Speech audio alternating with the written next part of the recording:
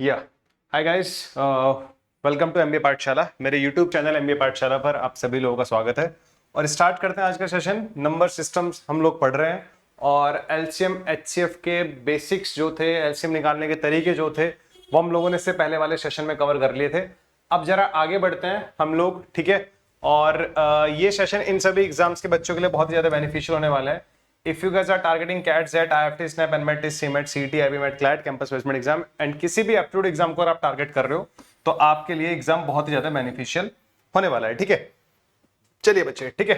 तो अगर आप लोगों ने हमारा ऑफिशियल टेलीग्राम चैनल जिसका नाम एमबीए पाठशाला है वो ज्वाइन नहीं करा है तो उसको ज्वाइन कर लेना, जिसका लिंक आप लोगों को इस वीडियो के डिस्क्रिप्शन में और कमेंट सेक्शन में पिन मिल जाएगा।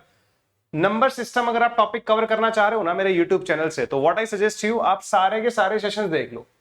आप सारे के सारे सेशंस देख लो, ठीक है। मतलब जो भी नंबर सिस्टम की प्लेलिस्ट में है उस प्लेलिस्ट का लिंक आप लोगों को इस वीडियो के डिस्क्रिप्शन में मिल जाएगा। चलिए बच्चे, ठीक है, आगे बढ़ते हैं। छोटी सी इंफॉर्मेशन मेरे बारे में गाइस, ठीक है, ये छोटी सी इंफॉर्मेशन मेरे बारे में एंड कुछ कॉन्सेप्ट्स हम लोगों ने कवर किए थे लास्ट क्लास में, उन्हीं के बेसिस पे कुछ क्वेश्चंस कवर करेंगे। तो ये हमारा पहला क्वेश्चन है, ठीक है। थोड़े इजी क्वेश्चंस ले रहा हूं पहले, फिर हम लोग अच्छे अच्छे क्वेश्चंस लेंगे, ठीक है। The least number which is exactly divisible by 5, 6, 8, 10 and 12। सबसे छोटा नंबर ऐसा कौन सा है जो 5, 6, 8, 10, 12 से डिवाइड हो जाएगा? Least number. इट मींस हमें इन सभी का एलसीएम निकालना है। जैसे लास्ट क्लास में मैंने आपको 6 और 8 वाले 6 और 8 का एलसीएम लिख सिखाया था। What is the LCM of 6 and 8? LCM of 6 and 8, 6 और 8 का एलसीएम कितना होगा, ठीक है। 6 और 8 का एलसीएम कितना होगा, लास्ट टाइम मैंने आप लोगों को बताया था, ठीक है। हमारा एलसीएम कितना आता था बच्चे? 24 आता था, अगर आप लोगों को याद हो तो, ठीक है। तो 24 सबसे छोटा ऐसा नंबर है। 24 को हम 6 से भी डिवाइड कर सकते हैं, 24 को हम लोग 8 से भी डिवाइड कर सकते हैं, अपने को कोई प्रॉब्लम नहीं आएगी, ठीक है। 24 को हम लोग 6 से भी डिवाइड कर लेंगे, 24 को हम 8 से भी डिवाइड कर लेंगे, तो अपने को कोई भी इशू नहीं आएगा यहाँ पर। यहां तक की बात आई थिंक आप लोगों को समझ में आ गई होगी। तो 24 is the least number which is exactly divisible by 6 and 8, ठीक है। Which is exactly divisible by 6 and 8, ठीक है। अब बढ़ते हैं जरा इस क्वेश्चन की तरफ। तो इट मींस हमें इन सभी का एलसीएम निकालना है। एलसीएम निकालने की पहली अप्रोच ट्रेडिशनल अप्रोच, ऐसे ट्री ड्रॉ करके। मैं तो ऐसे नहीं निकालूंगा, मैं पहले ही बता रहा हूं। दूसरा अप्रोच क्या था? प्राइम फैक्टराइजेशन कर, इनके फैक्टर्स में ब्रेक कर दो, प्राइम फैक्टर्स में। जैसे 5 क्या है? 5 इंटू 1, 5 टू द पावर 1 होता है 5, ठीक है। इनको इन्हीं के नीचे ब्रेक कर देता हूं जरा मैं, ठीक है। हाँ, इन्हीं को इनके नीचे ब्रेक कर देता हूं, जस्ट अ मिनट। 5 इज 5 होता है। 6 को हम लोग 2 इंटू 3 बोल सकते हैं। 8 को हम लोग 2 टू द पावर 3 बोल सकते हैं। 10 को हम लोग 2 इंटू 5 बोल सकते हैं। 12 इज 3 इंटू 4, तो हम इसको बोल सकते हैं 2 to the power 2 into 3 to the power 1। ये चलेगा क्या? हाँ या ना? यहां तक की बात आप लोगों को समझ में आने लग रही है क्या? ठीक है, ये 6 है, ये 8 है, ये 10 है और ये 12 है। और 5 को तो हम लोग सीधा सीधा, आपको बताइए, 5 इंटू 1 बोलते हैं, ठीक है। इसको हम सीधा सीधा क्या बोलते हैं? 5 इंटू 1 बोलते हैं। यहां तक की स्टोरी क्लियर है आप लोगों को? चलो, मेरा पॉइंट वही है। प्राइम नंबर्स यहां पर जितने भी मैंने अभी लिखे हैं ना, 5, 6, 8, 10, 12 की, जब मैंने प्राइम फैक्टर्स में ब्रेक किया है तो हमारे पास प्राइम फैक्टर्स ब्रेक करने के बाद 2 एक प्राइम नंबर आया, 3 आया है, 5 आया है, 2, 3, 5 आया है। तो हाईएस्ट पावर ऑफ 2 देखो, 2 का हाईएस्ट पावर 8 में था, कितना था? 3 था। 2 की पावर 3, एलसीएम आ जाएगा डायरेक्ट यहां से। इन तीनों का एलसीएम, एलसीएम ऑफ पांचों का, 5, 6, 8, 10 एंड 12 का एलसीएम आ जाएगा। 2 to the power 3, 3 to the power कितना है? 3 टू द पावर 1, यहां पर नहीं है, यहां पर नहीं, 3 टू द पावर 1 आ गया। फिर हमारे पास 5 टू द पावर, यहां पर नहीं है, 1 है, यहां पर नहीं है, यहां पर 1 है, ठीक है। तो ये कितना आ जाएगा हमारे पास? 8, 3 इंटू 5, 15 इंटू 8 सभी को पता है कितना होता है? 120, 120 एलसीएम। थोड़ा जब खुद से करते हो ना तो थोड़ा कम लिखा करो, मेरा पॉइंट ये है, ठीक है। एलसीएम निकालने का वो ट्रेडिशनल अप्रोच अच्छा ही निकाल लो, या आप क्या कर सकते हो, इनमें से किसी भी एक नंबर को एलसीएम मान लो, किसी भी एक नंबर को। बहुत सारे तरीके मैंने बताया था आपको, तो मैं ज्यादा डिस्कशन नहीं करूंगा इतने बेसिक से क्वेश्चन पे, ठीक है। चलिए लेट्स मूव अहेड। तो 120 is the least number which is exactly divisible by 5, 6, 8, 10 and 12, ठीक है। चलिए सेकंड क्वेश्चन देखते हैं बच्चे। सेकंड क्वेश्चन क्या कहता है? Find the respective values of LCM and HCF of the fractions. ये बड़ा इंपॉर्टेंट है, ठीक है। फ्रैक्शन का एलसीएम और एचसीएफ क्या होता है मैं आपको बता देता हूं, ठीक है। अगर हमारे पास फ्रैक्शंस है, मान लो वी हैव 2 फ्रैक्शंस या मोर देन 2 फ्रैक्शंस या 3 फ्रैक्शंस, 4 फ्रैक्शंस, बहुत सारे फ्रैक्शंस हमारे पास है, ठीक है। तो एक फ्रैक्शन हमारे पास हो गई a बाय b, दूसरी फ्रैक्शन हमारे पास हो गई c बाय d, तीसरी हो गई e बाय f। मान लो हमारे पास ये 3 फ्रैक्शंस है, इन तीनों फ्रैक्शंस का मुझे एलसीएम निकालना है। तो एलसीएम कितना होगा बच्चे? LCM of a by b comma c by d and e by f कितना आएगा? जिसका एलसीएम निकालना होता है, ठीक है, उसको न्यूमरेटर में लिख लो, LCM of numerators, LCM of A C and E upon HCF of B D and F.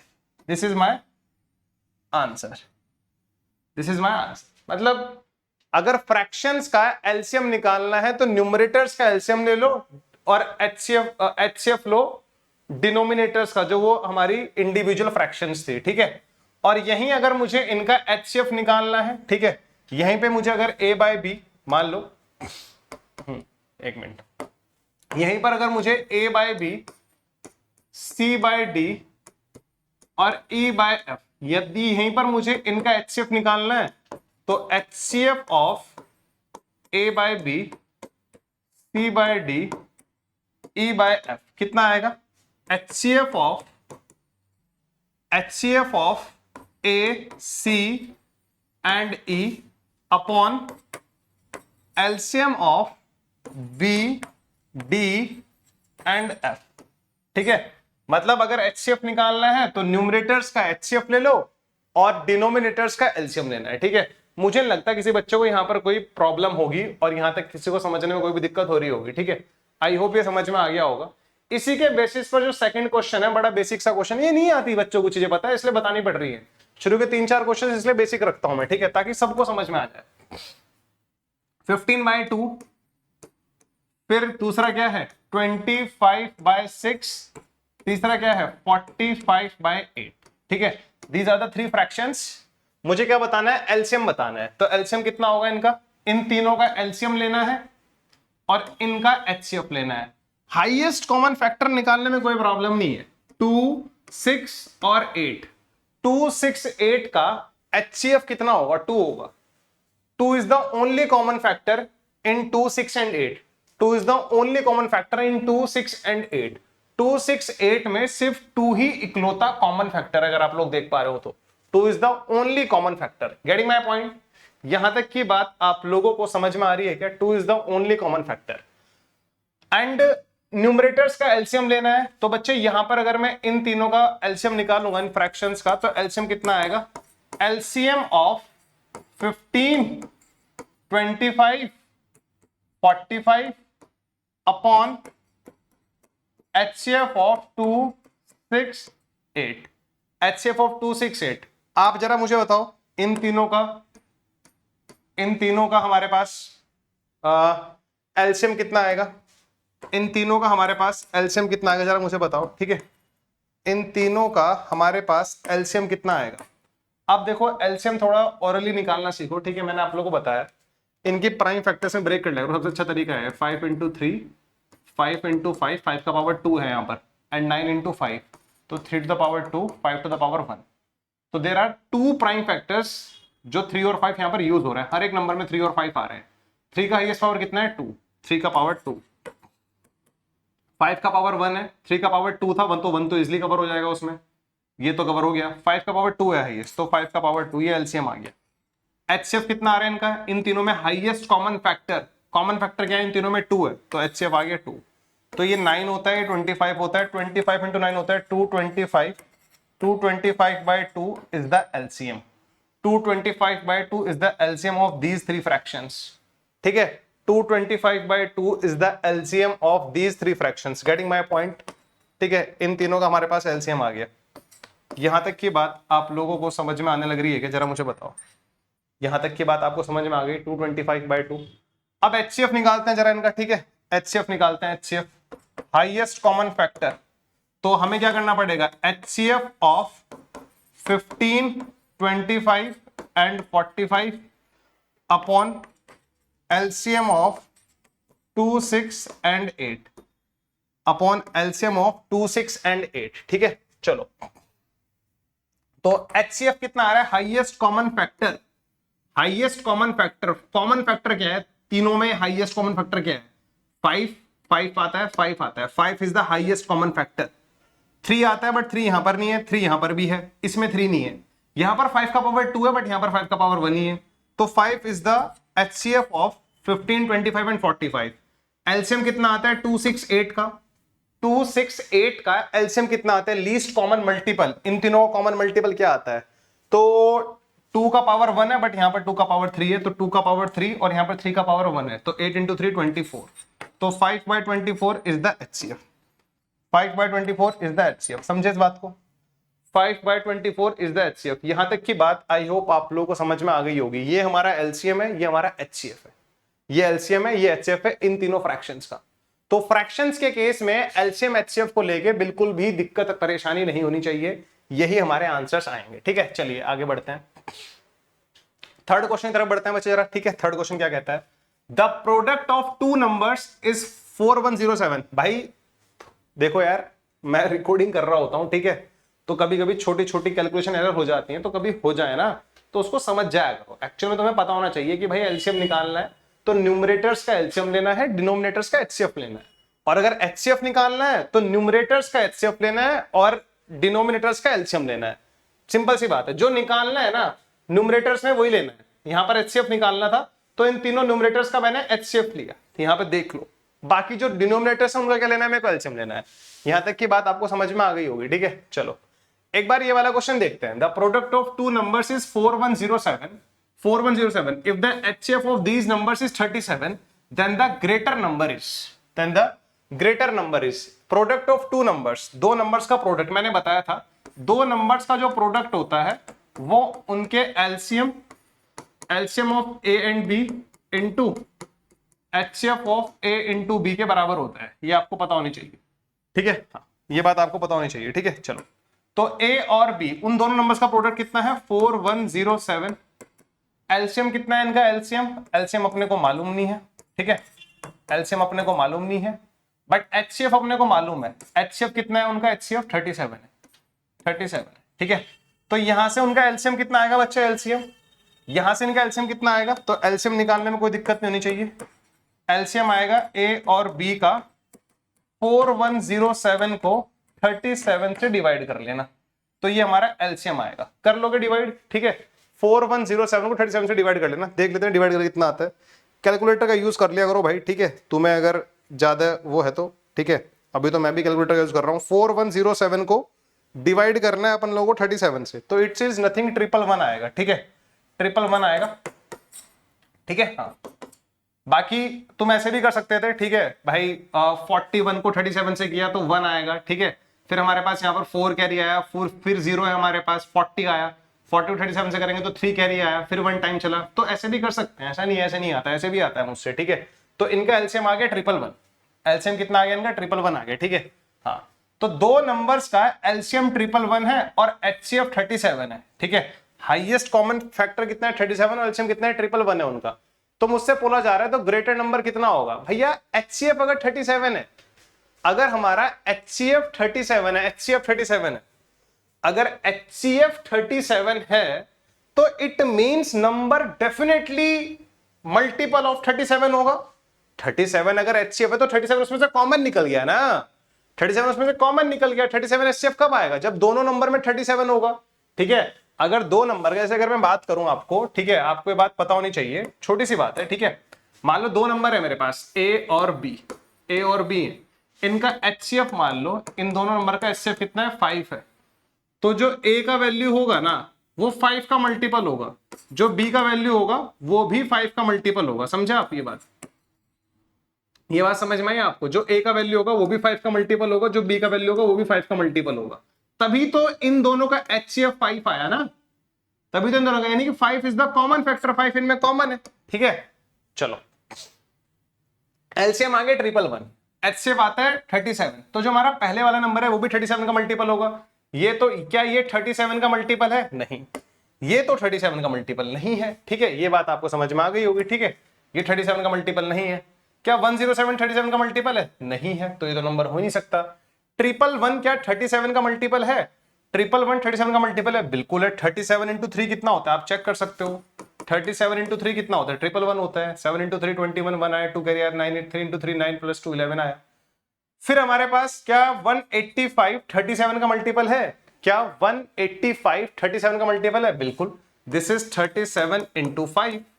But मेरा पॉइंट ये है, अगर उनमें से दोनों नंबर का प्रोडक्ट 4107 है, दोनों नंबर का प्रोडक्ट तो 4107 है ना, 4107 दोनों नंबर का प्रोडक्ट है, उसमें से अगर एक नंबर 185 आ जाता है तो दूसरा नंबर तो डेफिनेटली डेसिमल में आ रहा होगा।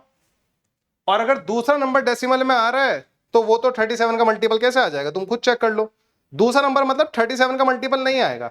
अगर इसको मैं इससे डिवाइड करता हूं तो यहां से b का वैल्यू आ रहा है 22.2, जो मेरे पास सेकंड नंबर है। हाउ इज इट पॉसिबल यार? How is it possible? ये कैसे पॉसिबल है? ठीक है, ये तो पॉसिबल नहीं है हमारे पास। यहां तक की बात आपको समझ में आ गई होगी। ठीक है भैया, मैंने बताया आपको, अगर कभी भी दो नंबर का HCF 5 आता है तो it means 5 is the common factor.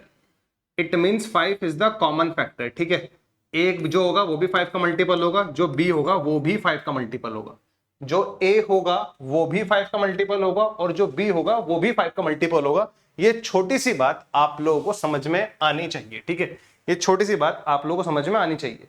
यहां तक की बात समझ में आ गई? चलो ठीक है, किसी को यहां तक कोई प्रॉब्लम नहीं होनी चाहिए। ठीक है, चलो आगे बढ़ते हैं। ठीक है, हाँ, ये हमारे पास फोर्थ क्वेश्चन जरा। ठीक है, समझ में आ गई ना? मतलब दो नंबर्स का प्रोडक्ट 4107 था, उनका HCF 37 था, तो हमने LCM निकाल लिया, 111 आ गया। ठीक है, या HCF 37 था, तो हमें पता होना चाहिए अगर दो नंबर का HCF 37 है, अगर दो नंबर का HCF 37 है तो डेफिनेटली दोनों मल्टीपल 37 के मल्टीपल होंगे ही होंगे।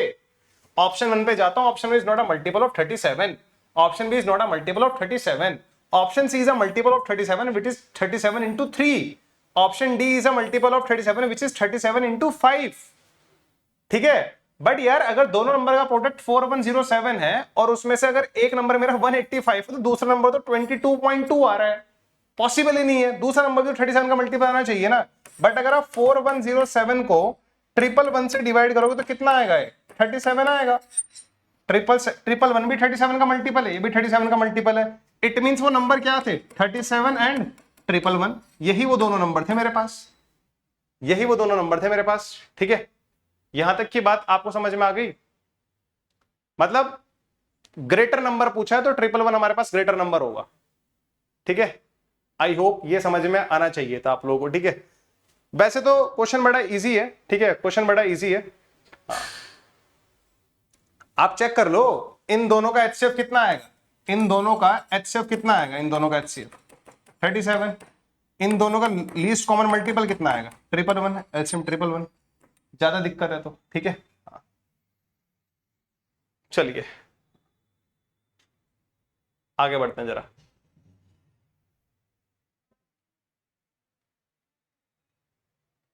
ये देखो, the product of two coprime numbers is 731। Product of two coprime numbers, दो को प्राइम नंबर्स का प्रोडक्ट 731 है। को प्राइम नंबर्स के बारे में की स्टोरी याद है मैंने क्या बताया था? अगर दो को प्राइम नंबर्स हैं, अगर दो को प्राइम नंबर्स हैं तो उनका जो प्रोडक्ट आता है वो उन्हीं दोनों नंबर का प्रोडक्ट आता है। ये बात ध्यान रखना, उन्हीं दोनों नंबर का प्रोडक्ट आता है। ठीक है, product of two coprime numbers, let the numbers are A and B, इनका प्रोडक्ट 731 है।